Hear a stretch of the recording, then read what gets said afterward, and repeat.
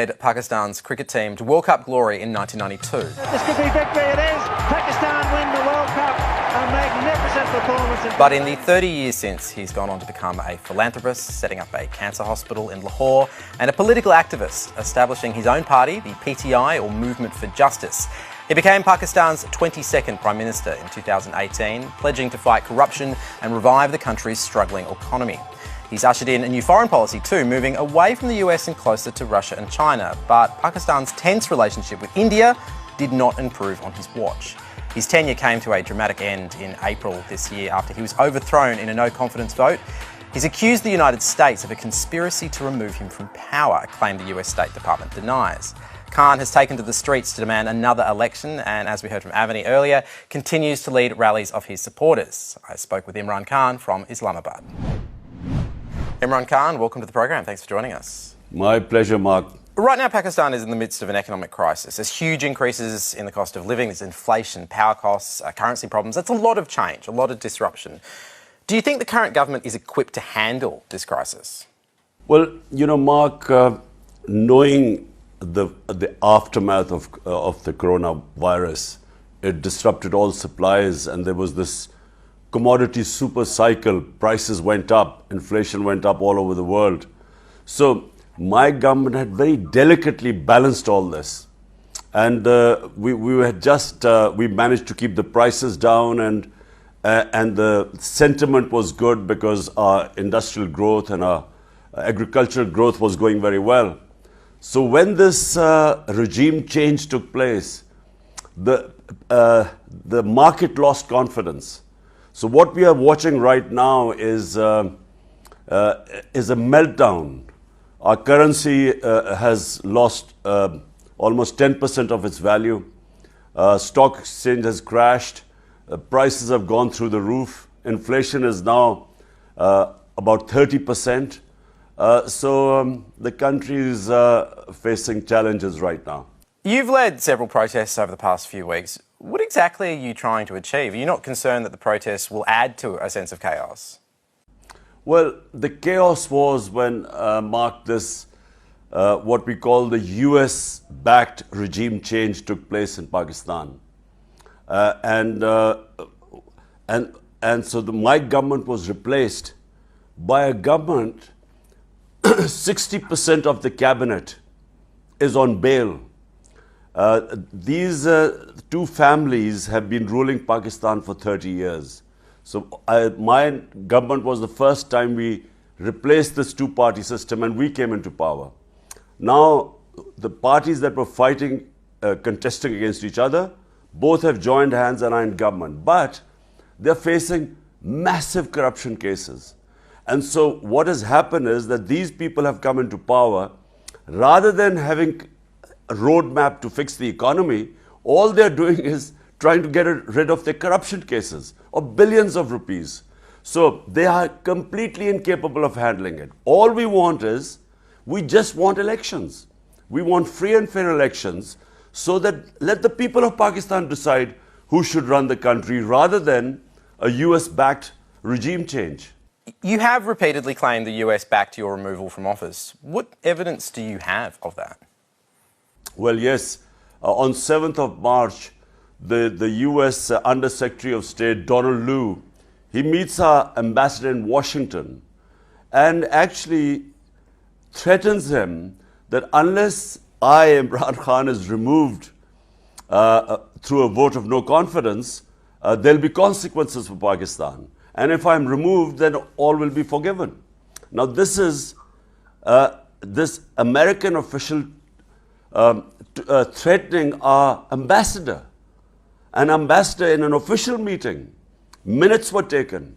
He sends this cipher, which I see, this coded message, which I see, and then suddenly our allies and 20 of our members of my party start jump ship. So all we want is an inquiry into this, because we feel there is blatant evidence of regime change. The State Department have denied they push for regime change. If what you're saying is true, why would they have denied it?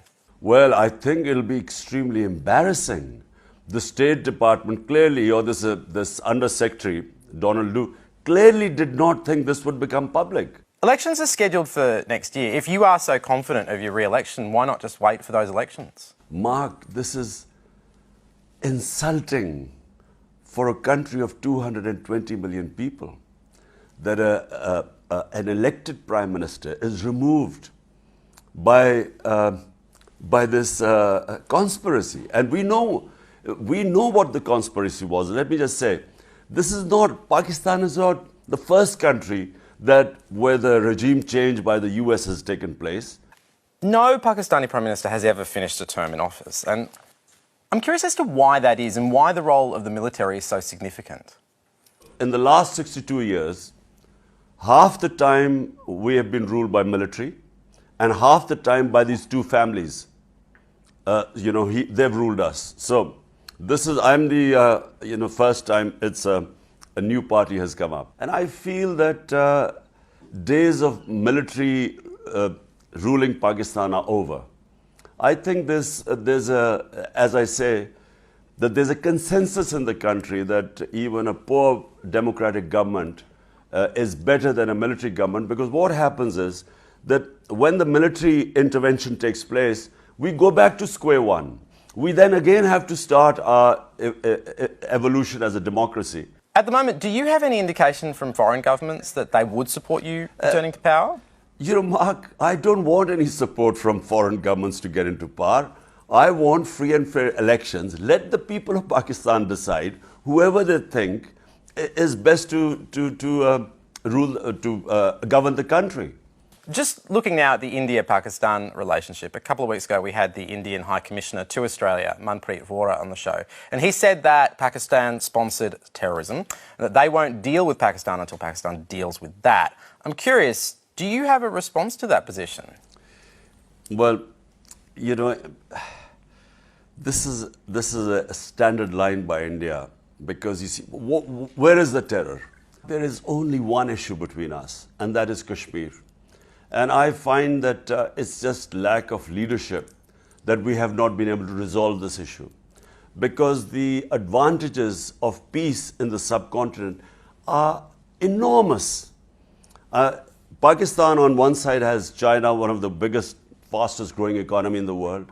And then we have India on the other side, which is potentially one of the second biggest market in the world and economy in the world.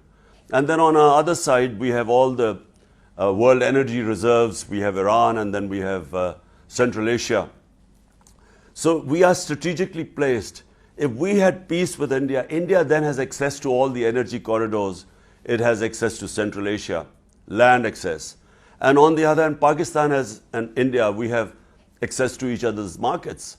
So the dividends of peace are enormous. But unfortunately, it is all stuck in Kashmir. We have not been able to resolve this issue in 75 years. And in my opinion, it just takes determined leadership. If two can decide to sit down and resolve the issue, then this whole area will be transformed.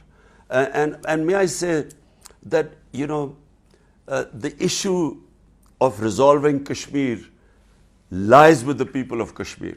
There's lots of Pakistani Australians watching tonight. Do you have a message for the diaspora? The biggest support actually since this regime change in Pakistan took place, it's never happened before that all the Pakistanis, when we have almost 9 million Pakistanis diaspora living in different countries, and never has it happened that they turned out in such large numbers to support us, to support me. It's never happened, because normally when there's a regime change, there's celebration in Pakistan. People distribute sweets. This is the only time that people came out, and millions of people within the country and Pakistanis outside came out to protest. And so I consider finally that I consider the overseas Pakistanis living in Australia, they are one of our greatest assets. Just lastly, before I let you go, you have had an incredible life. What would you most like to be remembered for? Look, Mark, I've also been very privileged. I've had more love and respect in my country than hardly any other Pakistani. So my contribution to my society would be just that I would, which I started my politics 26 years ago. And I have to say I was inspired by, when I first went to England as a teenager, the two things that inspired me about England: rule of law and a welfare state. And later on, when I studied my own history, the first welfare state in the history of mankind was made by our Prophet Muhammad Sallallahu Alaihi Wasallam, the first state of Medina. This is exactly what he did. And these are exactly the principles which I set out 26 years ago. This is what I want in Pakistan. My biggest struggle, has been that the ruling elite, these two families that have ruled Pakistan for 30 years, they refuse to come under the rule of law. The prosperous states always have rule of law. And that is the reason why you liberate the potential of a society. So the big difference is rule of law. And that's really my mission. Imran Khan, thank you so much for joining us on India Now. Pleasure, Mark.